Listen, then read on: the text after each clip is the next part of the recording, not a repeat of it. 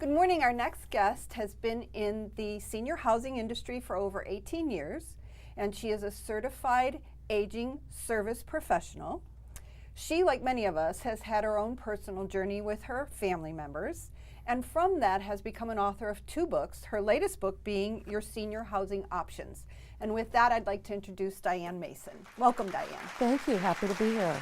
Diane, thank you for coming to San Diego today. Tell us why you decided, or give us the details of why you decided to write these books. I'd be happy to. When my mother and I went out 20 years ago looking at retirement communities, we didn't know how to find a great one versus a mediocre one. So we literally had to educate ourselves.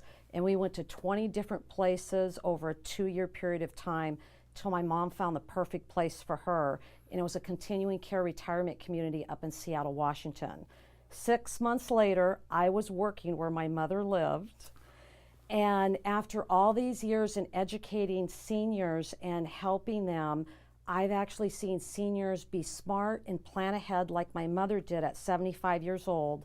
And then I've also seen them wait till a crisis like my in-laws did, where they were both in a hospital. The doctor had to say to both of them, I'm sorry, you need 24/7 care. And one of them needed to move into skilled nursing and the other one needed to move to assisted living in a crisis. So I've seen it both, and so that's why I wrote this book as a resource so that people know the right questions to ask and what the options are and how much they cost. It is a great resource, and I know, Patty, you had a question about that. So when is the right time to move? Because I've lived this journey just like you did. I wasn't smart enough to write a book, but I have lived this journey. Well, if they have a history of having some falls, if they've gotten into some fender benders, if they've just been diagnosed with some kind of progressive disease like Alzheimer's, dementia, Parkinson's, MS, arthritis, diabetes, or maybe the day-to-day basics have just become too difficult for them, where just to go to the grocery store, get some groceries, bring them home, make a nutritional meal, and then do the dishes has just become too much. And we find socialization, I think, is one that you will find is really one of the main reasons to go. Would that be true? Absolutely. So you have 5 tips that we want to share with the viewers, and the 5 main tips on exploring senior housing options. And the first tip is find out how much debt is on the retirement community. Explain what that means. Well, when you're out looking at a retirement community, you have a right to find out, do they have a mortgage? So ask them, do you have a mortgage and how much is on it? Because what a lot of people don't know is when you're on a fixed income as a senior, and none of the seniors got raises with Social Security this year, and so what is the year-over-year monthly increase going to be at that retirement community? And if it's over 5-6%, typically they have some kind of a mortgage. When someone is trying to find the community that best meets their needs, one of the questions, one of your tips is to make sure there's vibrant people that live there. You could probably tell maybe more visually than actually even asking the question, but what do you tell people to look and listen for? I actually tell them to go to some of the activities that they're offering there. Ask for an activity calendar. Maybe go on an outing, a trip with the other residents, and see for yourself what's happening. See what kind of instructors they have and if you like them for the exercise classes and things like that. One of the things that Patty and I always tell people is a lot of these fabulous communities are bringing in 4-star, 5-star chefs from the hotels. So talk a little bit about that as a tip. Well, and you want to see if they have multiple dining venues as well. So I say try the food multiple times, try them in all the different restaurants they offer, because right now a senior might be able to drive and get some of their own groceries and make their own food, but when you get to the point where you're 100% dependent upon the food at the community, you want it to be great and you want to have multiple dining venues. That's a great point. And You don't want the hockey puck hamburgers that my dad used to complain about. That's right. Well, I always say, because obviously the communities want, that's the way they market in terms of they want you to come and try them out. And that food is still, food is still one of the top ways to know if this place is the right place for you.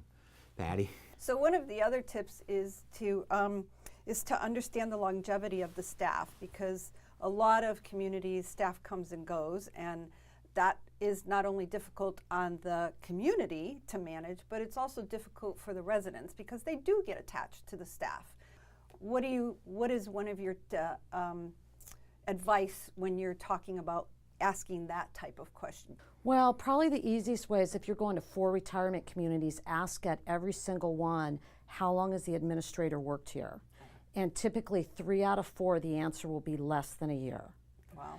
And in skilled nursing in particular, there's a lot of turnover. So it's an important question to ask, and you want to have management staff that is experienced so that they can train the frontline staff really how to take care of the residents. And you've brought up a term, continuing care retirement community, and one of the tips is to ask the question, do they offer guaranteed care? Explain the term CCRC and then guaranteed care.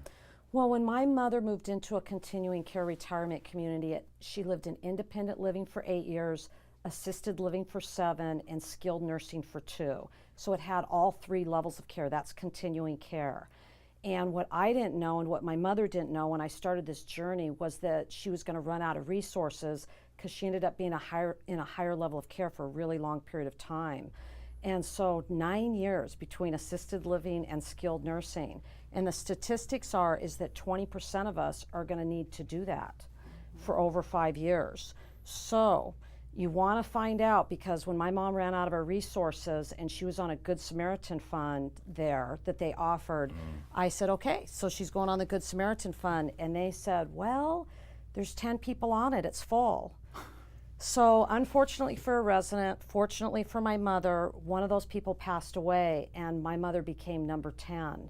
So you want to dig down to a lower level where you really find out what happens if you outlive your resources. And there's some places out there that offer a guarantee of care for life if you outlive your resources in independent living, assisted living, or skilled nursing. So all of these questions and answers are right here in the book that you've published, your Senior Housing Options, available on Amazon. And Diane, it's really, we have read it a couple times because, again, most of our clients are facing this decision. And it's just a great read. It's so much information, and really for not so much maybe the parents, but as for the children who really need to take this and sit around the table and all read it together and really understand your options so they do the right thing. So now we thank you so much for being here today.